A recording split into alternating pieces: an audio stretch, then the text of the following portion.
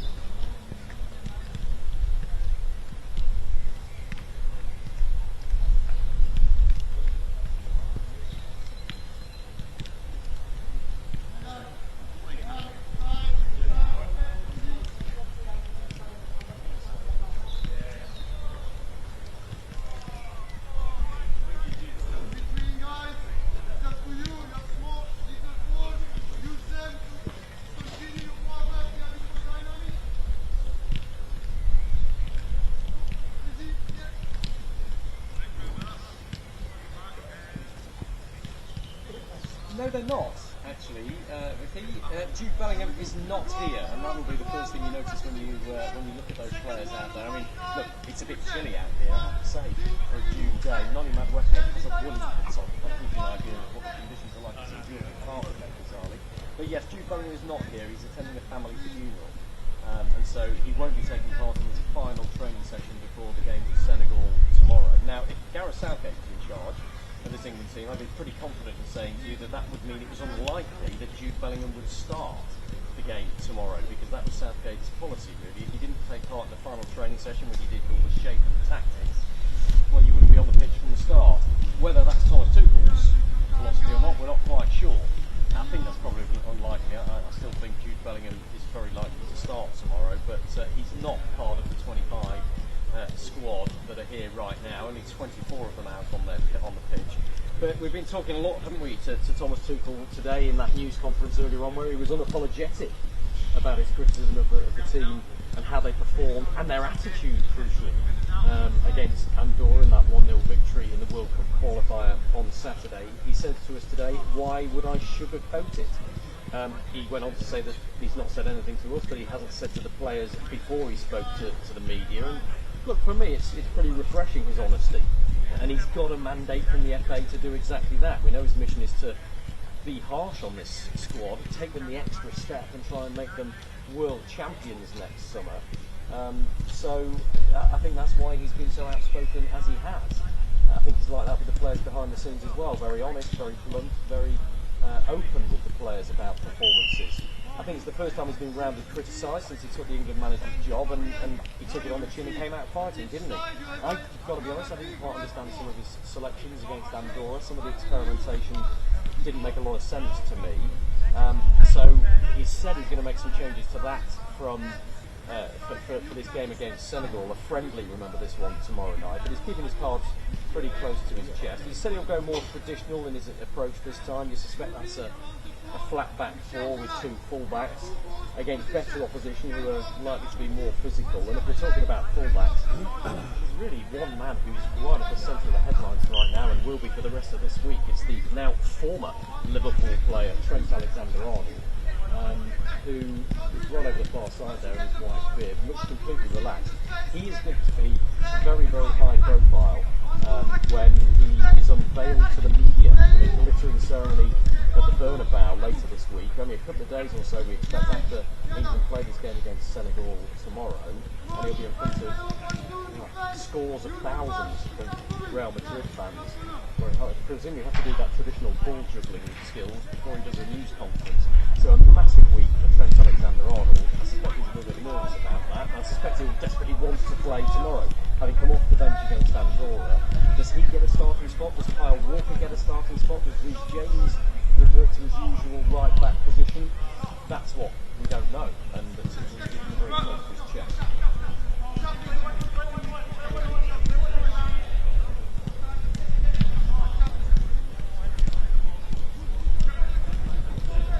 Well, look, Thomas Tuchel asked that question to directly in the news conference at lunchtime, and I said, will Ivan Toney get some match time tomorrow? Because, of course, he hasn't played for England since the Euros quarter-final in that penalty shootout. There's Ivan Toney. And Tuchel said that he wants to try and get Ivan Toney on the pitch if he possibly can. Remember, Dominic Solanke was part of this England squad under Thomas Tuchel in March and didn't get a single minute of football in Tuchel's first two games. So the England manager isn't, shy and leaving players on the bench if he doesn't think they're trained well enough or they don't fit into his plans. He's not here to give caps out willy-nilly. They've got to earn them. And Tuchel's made it very, very clear that it's only if you're training well the day before a game that you'll get that opportunity. There in the middle of the screen is a man who trains very well all the time, England captain Harry Kane. And we got the impression from the news conference that Kane will start up front again tomorrow, even though it's a friendly game, having scored his 72nd goal for his country against Andorra the other night. He was asked, Thomas Tuchel, who's going to be the captain tomorrow? He said, well, I don't see any need to change it, which would imply that Kane will leave the line. So if Ivan Toney is going to make an impact, he's going to have to make it from the bench, you feel. But the fact that Harry Kane will be starting both of these matches for England, I don't think will go down that well with Bayern Munich. Of course, Harry Kane is one of 8 England players in this squad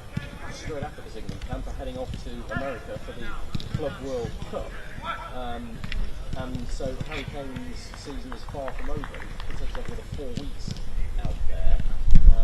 But having won a trophy, the first major trophy of his career with Bayern Munich this summer, I'm sure he's desperate to play as much as he possibly can. And look, let's be honest, if he hadn't slid in at the back post to score man of the match Noni Madueke's cross on Saturday night, it's a good finish by Harry Kane on the stretch, I think, I have to say. If he hadn't done that, Mr. Reliable hadn't done what he normally does, then it would be a very different conversation we were having with Thomas Tuchel today, wouldn't it? Having dropped 2 points and only drawn a game against the team that are 4th worst in European football, supposedly. So yeah, Harry Kane doing what he does best. Ivan Toney pushing for some match time from the bench.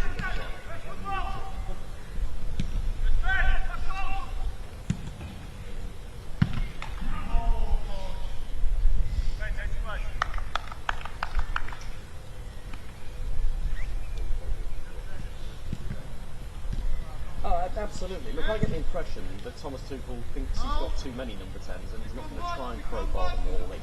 But at the moment he's still experimenting, Thomas Tuchel, and to that end I think he'd like to try and get the likes of Jude Bellingham and Cole Palmer on the pitch together. And Phil Foden, who's not here in this camp, has to be excused from this particular camp. But you've got 3 players there and Morgan Gibbs-White in this group, all of whom are very, very accomplished number 10s that can play elsewhere.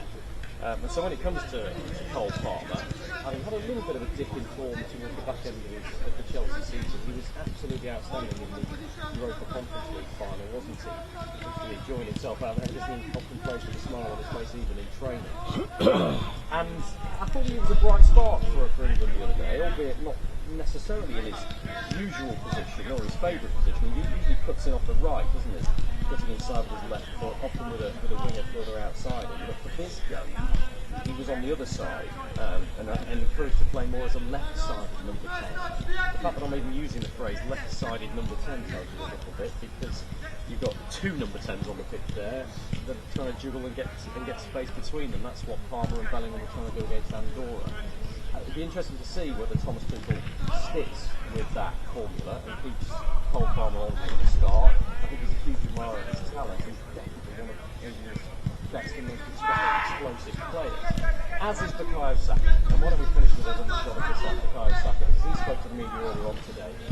It's had a difficult time of it, I think, with injury Bukayo Saka to a large extent this season, and yet has still played 40 matches for club and country. There he is. And he spoke glowingly about how much he enjoys playing for England. And I said to him, you'd go straight on holiday after this. He put a big smile on his face and said, yeah, I can't wait. But he also said he would postpone all of those holidays to play for his country. It means that much to him. Unlike some of the other players in this squad, of course, he's not going to the Club World Cup. But he did hint that he thinks if Arsenal can strengthen in the summer of the transfer window, Arsenal are in a very strong place to go again in the title challenge next season. And there's no doubt that the Arsenal continue in this squad with Bukayo Saka and then Declan right over the far side to our right as well, of course. And now Myles Lewis-Skelly, I think he's alongside Declan Rice, England's first choice left back now. Those 3 Arsenal players are not just key players for the England squad. I think they're key players for the England starting line potentially in the World Cup next summer. That's how important it is the Arsenal squad. And so, yeah, nice to hear Bukayo Saka talking to us. Because he was speaking to the media, we'll start against Senegal tomorrow night. Not too sure who else Thomas Tuchel is going to go with at the moment. I'm really surprised he's still in that first game, the World Cup qualifier against Andorra. It's difficult to try and second guess him, isn't it? But he said he'll mix things up. He expects Senegal to be a tougher challenge. They are ranked 19th in the FIFA World Rankings. They're more physical, they're more direct. They're a bit more like a Premier League team, I think you have to say, compared with Andorra. And do you know what? That might just play into England's hands. I certainly think Thomas Tuchel might learn more about his players from this match. But it's one that, after a disappointing first match in the 2, he'll want to win and win well to leave this camp and finish this season on a high.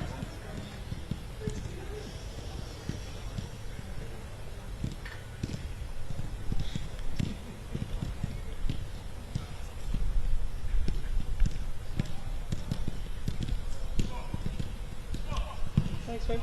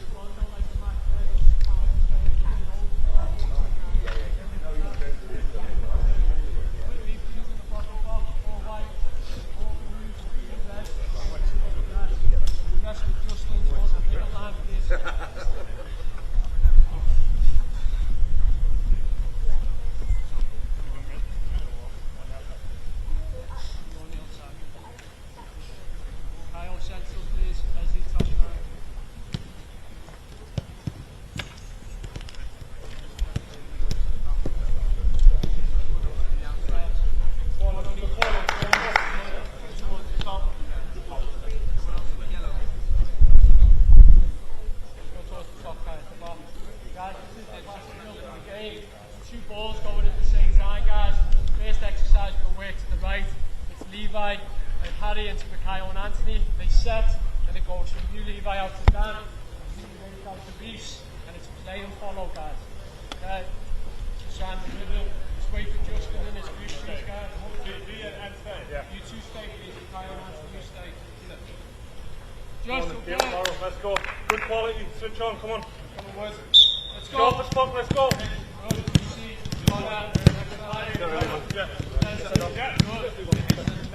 Excellent, Harry. The ball right back.